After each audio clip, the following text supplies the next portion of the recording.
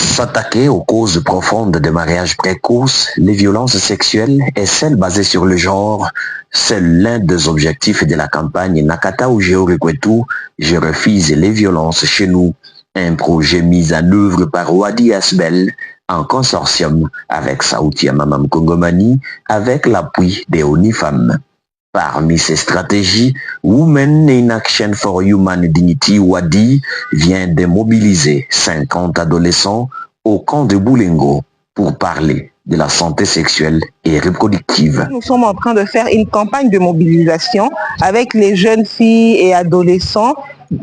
qui sont en milieu scolaire mais aussi en milieu non scolaire pour qu'ils puissent combattre tout ce qui est violence sexuelle, mais aussi pour qu'ils puissent avoir des notions sur la santé sexuelle et reproductive, combattre également les abus et exploitations dont elles font face, avoir des informations nécessaires pour leur permettre d'être non seulement des acteurs de lutte contre les violences, les abus et les exploitations, mais aussi qu'ils puissent savoir comment avoir des informations sur leur corps, sur comment est-ce qu'ils peuvent avoir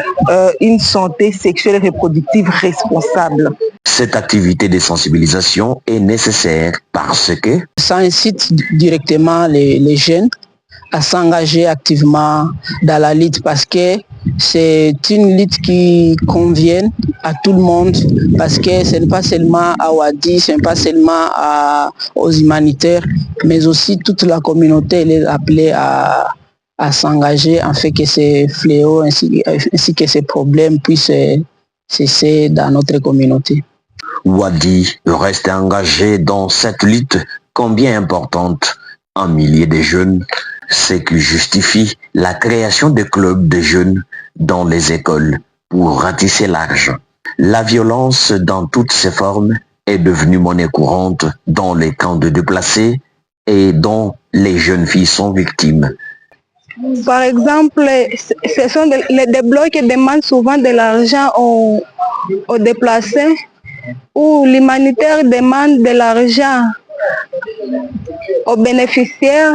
ou soit ils demandent de faire les rapports sexuels avec sans toutefois avoir le consentement. Vraiment, moi aussi, je vais faire les sensibilisations aux autres pour qu'eux aussi connaissent comment se protéger contre ces abus-là. Cette séance de sensibilisation a éveillé la conscience des jeunes élèves. Avec ça, on a éveillé ma curiosité de chercher encore plus et de cultiver encore les problèmes